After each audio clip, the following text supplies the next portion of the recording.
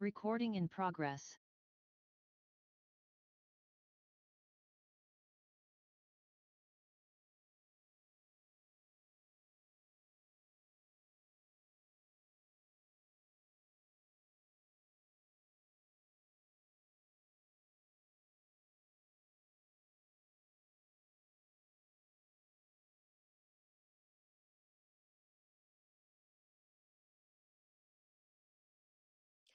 Good evening, everyone. Apologies for me not being on the screen. I will be on the screen shortly.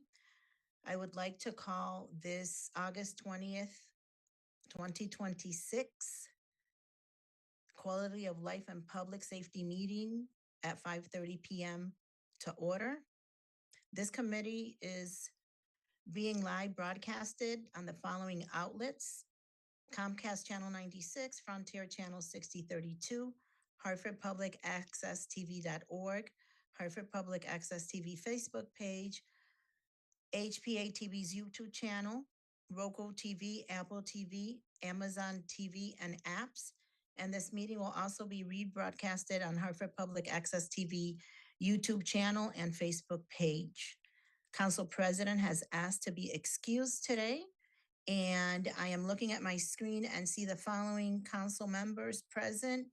Councilman Alex Thomas, who is a voting member. Councilwoman Kelly Villadu, who is a voting member.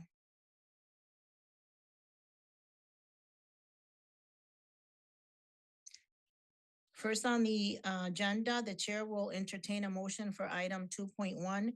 Mayor Arulampalam with accompanying resolution authorizing the city of Hartford to enter into a memorandum of agreement with the Connecticut Department of Emergency Services and Public Protection.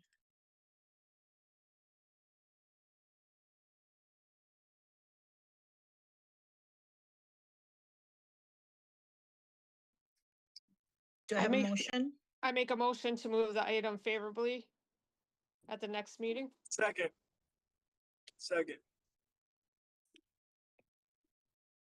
And we have Captain O'Brien presenting from the administration. Captain O'Brien, you have the floor. Good evening, everyone. I'm going to be presenting on behalf of Chief Ravella this evening. He apologizes he couldn't make the meeting. He had a personal commitment. So this is an update on the demographics of the Hartford Police Department sworn. A total of 356 sworn officers, with the total percentage being about 45%. The civilian staffing, we have 57 civilians with a minority percentage of almost 93%. Total, we have 413 sworn and non-sworn employees within the police department. Total minority personnel is 214 at about 52% and 22% female. We'd like to recognize Lieutenant Johnny Suarez, a recent promotee to the rank of lieutenant. He's a native of this country of Colombia, and he immigrated to the United States at 18 years old and began his career with the Hartford Police Department at 24 years old. During his career, he's been assigned to the patrol division, the traffic division, and he's still an auxiliary motor, so you'll still see him on the motorcycle as a lieutenant, and he's currently assigned to the patrol division. So we'd like to publicly recognize Lieutenant Suarez on his well-deserved promotion. When it comes to recruitment and officer development, we currently have 11 officers in the, recruits in the academy. Graduation date to be determined, with 6 of them being Hartford residents. There are currently 6 officers on field training, 4 who recently graduated from the Waterbury Academy, and they're expected to be on their own solo patrol in 6 weeks.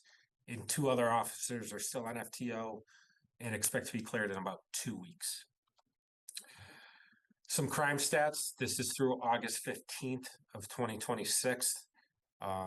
Year to date, we have 14 homicides compared to 6 last year and compared to 13 in 2024. Non-fatal shooting victims, year to date is 46 compared to 45 in 2025 and 45 in 2024. Sexual assaults, 34 year to date compared to 33. Robberies, 36 compared to 43 in 2025. Auto thefts are down about 16%. Larcenies are down 8%. The districts, Northeast District, 5 homicides year to date compared to 3 in 2025 and 8 in 2024. 21 shooting victims, non-fatal shooting victims in 26 and 25, and we had 18 in 2024. Generally speaking, auto theft is down across the board. There have been some updates with some of the vehicles and increased technology, so we're seeing less cars easily being stolen, as well as the great work our auto theft task force has done with our regional partners to really lower the auto theft crimes. Northwest, 2 homicides in 2026, 0 at this time in 2025, and 1 in 2024. A total of 7 non-fatal shooting victims in 2026, compared to 10 in 25 and 11 in 24. Southeast, 3 homicides in 2026 compared to 1 in 25 and 3 in 24. 11 non-fatal shooting victims compared to 4 last year and 4 in 2024. And finally, in the Southeast, 4 murder victims in 2026 compared to 2 in 25 and 1 in 24. 6 non-fatal shooting victims in 2026 compared to 10 in 25 and 12 in 2024. Recently, members of HPD participated in the law enforcement torch run. It supports Special Olympics in Connecticut. We joined together with law enforcement agencies from across the state in carrying what's called the Flame of Hope. The event promotes inclusion, community, and support for the Special Olympic athletes. And obviously, we showcase our HPD's commitment and support to community involvement. Recently, we had a community church event at 1665 Main Street. We had members from several divisions on scene, to include our street crimes unit, our Marine division, our emergency response team, C4 members. We answered questions, engaged with the residents, and showcased the various roles and services provided by our department. Obviously, events like this are a great opportunity for our officers to connect with the community outside traditional law enforcement interactions. Just a few stats on our traffic division. So far this year, 4,410 traffic stops, 3,329 infractions, 79 OUI or DUI arrests, and an additional 110 on the state grant that's been provided by the state of Connecticut. And they've also towed 1,653 vehicles year to date. Update on our Vice and Narcotics unit. This is just a 4-week summary of all the great work they do. 47 arrests. They served 21 arrest warrants, executed 17 search warrants, seized 7 firearms, over 12 kilograms of cocaine, 3,500 sleeves of fentanyl, 185 grams of crack, 43 pounds of marijuana, and seized approximately $223,000. Again, street crimes, one of our proactive specialty units. In recent months, there's a multiple shot spotter activation in the area of 654 Garden Street. They responded with our patrol division.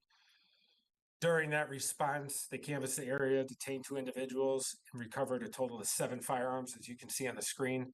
That investigation is ongoing to make arrests. In addition, we focus on quality of life. Here's a few photographs from our community service officers. These are Southwest and Southeast community service officers that target quality of life situations, and these are just a few pictures of ATVs and dirt bikes that we seize on a weekly basis. And obviously, the motion was just brought up, but this is just a quick summary of our regional intelligence liaison officer, which we call RILO, which would be supported by the grant that just was mentioned prior to. in general, and if you need more information, let me know. It improves intelligence sharing, it strengthens our partnerships, and enhances public safety across Connecticut. The Intel Center in general in the state of Connecticut, it's a primary fusion center.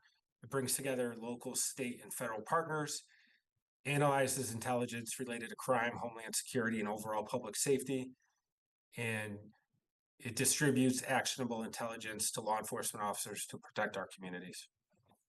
And that is the conclusion of my presentation, pending any questions.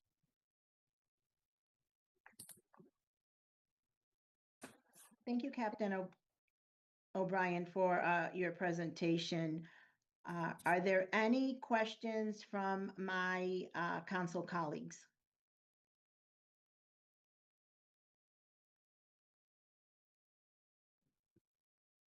No, I don't have any questions, Madam Chair. Thank you, Councilman Thomas.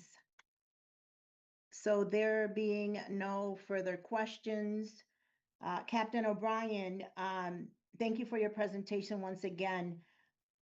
When I started the meeting, I actually opened up the floor for item 2.1, which was the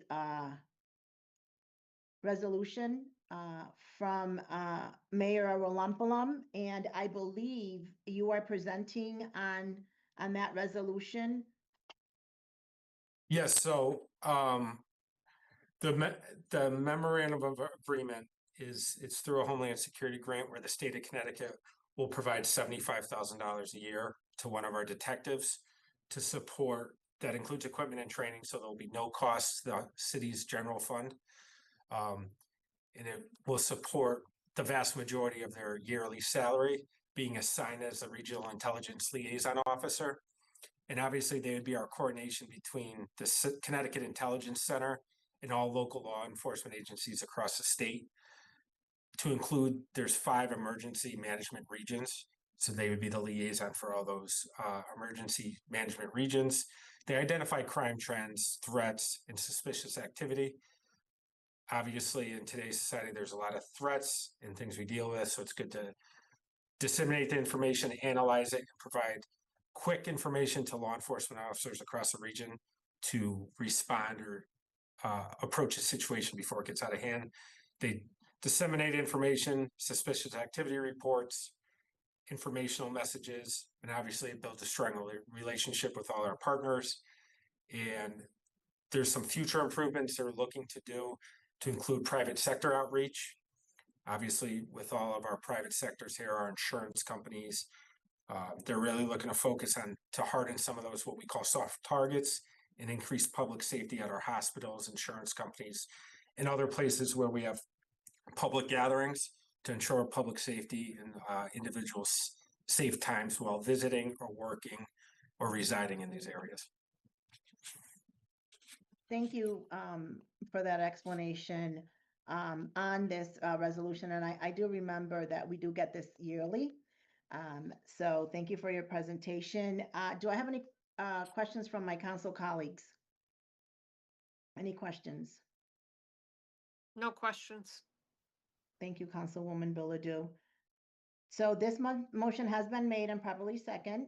There are no further discussions. All in favor signify by saying aye. Aye. Aye. Aye. Any abstentions? Any nays? The ayes have it. This resolution will be sent back to council with a favorable recommendation. Second item on the agenda is Councilwoman Maly D. Rosado, Councilman John Gale, Council President Thomas Clark, Councilman Josh Mixtum, Councilman Alex Thomas, Councilwoman Mallory Rossetti, and Councilwoman Shirley Surgeon with accompanying ordinance amending Article 5, Division 5, Section 2-196 of the Municipal Code of the Hartford to make revisions to the Civilian Police Review Board. This item will continue to stay in committee. They are still working on revisions to the ordinance. So with that being said, the chair will entertain a motion to postpone in committee. Yes. Thank you, Madam Chair. I make a motion to postpone this item. Do I have a second? I second that. This motion has been made and properly second. Any discussions on the motion? There being none, all in favor signify by saying aye. Aye. Aye. Any nays? Any abstentions? The ayes have it. This ordinance is postponed in committee.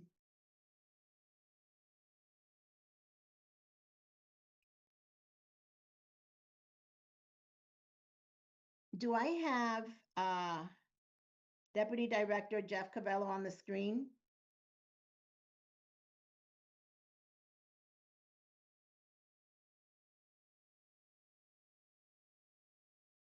Do I have Chief Barco on the screen?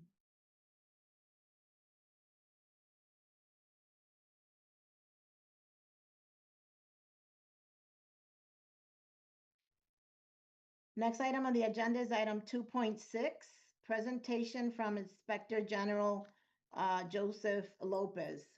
Thank you for being with us tonight. I also want to recognize that we do have our Corporation Counsel, Jonathan Harding. Also with us is the CPRB Chair, Andrea Hartman. Yes, thank You you. have the floor. Thank And you I very also much. want to recognize our Hartford Police Union President, James Rosado. Thank you for being with us this evening. Thank you very much, and thank you for giving me a few minutes to update the committee on where we are with the CPRB. I just want to share screen for 1 second so I can show you the numbers, if I can, and if Madam Chair, can you verify? Can you see that? Yes, we those? can. Okay, so I guess let me just start off by saying that the numbers tell the tale. We are in a very bad position, the CPRB. We have 34 open cases. We have fallen way behind. If you look on the right-hand side, all the red, those are days that these cases are open. All those numbers, these are way beyond what the ordinance requires, the timing. I think the committee and city council is well aware of why we have fallen behind. This is a change. Number one, it's, in my opinion, non-compliance by the department on its obligations to turn over materials for the board to conduct its investigations. And also the recent change where, as of early June, Internal Affairs reported to us that it will no longer provide us any documents directly, and that we are directed to go to Freedom of Information for all of our requests. And as anybody who's ever dealt with Freedom of Information knows, that is not a timely process. So the board is, if you look up here, in essence, just almost ground to a halt. And I think that that is intentional. I will say that shifting gears, we are trying to work on this. Obviously, there are these proposed amendments. I know they're postponing committee. I stopped sharing the screen, right? Is that correct? Okay. I know we do remain hopeful that at some point City Council will proceed with a vote. We were hoping for September. It looks like that probably won't happen, the way I understand the process. These amendments are critical for the viability of CPRB. In effect, we're shut down. We have issued subpoenas. We tried getting information through subpoenas. We started 4 months ago, and obviously this is a long process to get subpoenas going through the court system. Obviously, the police department has objected to the subpoenas that we serve. Subpoenas meaning the request for documents that we need that weren't turned over. We are seeking court intervention to have the police department comply with city law. Anyway, the good news is that those subpoenas, I met with the court, with the judge today, and counsel for the police department, and argument on those subpoenas is going forth next Friday. We're going to finally be heard on the merits in a courtroom. So that's good. With respect to arbitration, also good news. We had our very first arbitration ever, and we are going to be moving forward to our second one. We're going to be meeting with, I'll reach out to Corp Counsel so that we can set up a meeting with the chief and the chair and find out kind of how to get the next one off the ground. We do have a total of 4 cases that are all old that have been on the arbitration docket, meaning they're all waiting for their day in court, so to speak, their day in an arbitration hearing. So we have that, but we are making ground. I did talk to Corporation Counsel about establishing a new eligibility list. So I know that Corp Counsel's office is going to be taking a look at who's out there that's eligible, coming up with a list, figuring out who's interested. And then my understanding is once Corp Counsel does that, that the parties will be invited to sit down and figure out what's the process of agreeing on these potential arbitrators. On another positive note, and I may be surprising Chair Hartman, because this is for this week's meeting, but Jackie, the deputy, and I have come up with a training curriculum that we're going to propose to the board, that this be a requirement of board members, that this be annual training that that I will be putting on as the Inspector General, aided by the deputy, but I will also be bringing in someone else. And I think it's very important that we stay current. I think it's very important that the members of the board are up to speed on the code of conduct and how to analyze civil rights violations. And so we're going to put that before the board. I see the chair nodding, so I'm going to guess that most people are going to be in agreement that we need mandatory training, and we're establishing that. And finally, on the most upbeat, I have really come to get to know a lot of the members of the North Hartford Public Safety Coalition. They're a good group. I want to do more outreach in other areas, other NRZs, but I will tell you that I've had several meetings, and I know the chair has attended too, with the North Hartford Public Safety Coalition. And we are both talking about working and partnering and actioning this same idea that we all have, which is public safety in the community, but aligned with law enforcement that respects and protects and serves the community. I think that's the goal. So we're going to be working with them to do training, to do outreach with that same goal. Support law enforcement, but support law enforcement that understands and treats the community fairly. So that's the good and the bad, and that's all I have, unless anyone has any questions, but I really appreciate the time to present. Thank you, Inspector General Thank you. Lopez. To my council colleagues, Councilwoman Kelly Billadu or Councilman Alex Thomas, do you have any questions for the Inspector General? No, I don't No have any questions. questions. Yeah, sorry. Okay. Yeah, I Thank don't have you. any questions for the Inspector General. I just want to appreciate him for the work that he's been doing and just say thank you. I know it's been a lot, especially right now. So I just wanted to say I appreciate you. Thank you. Thank you. I also want to recognize for the record that Deputy Chief Watson has been with us. Apologies, Deputy Chief. I'm seeing now everyone on the screen, and I'm also Miss Deborah Davis from Mothers Against Gun Violence. I thank you for taking the time to be here with us. And without further ado, I want to thank everyone who participated in tonight's meeting. Seeing that we have no other further business to discuss, for the members out in the public, if you wish a copy of the fire, police, or ESNT reports, feel free to email the council president's office or my office at City Council, and we will provide you with those reports. Nice seeing you on the screen, Deputy Chief Watson. So without further ado, this meeting is adjourned. Thank you, everyone, and have a good evening. Bye-bye. Have a good night. Bye.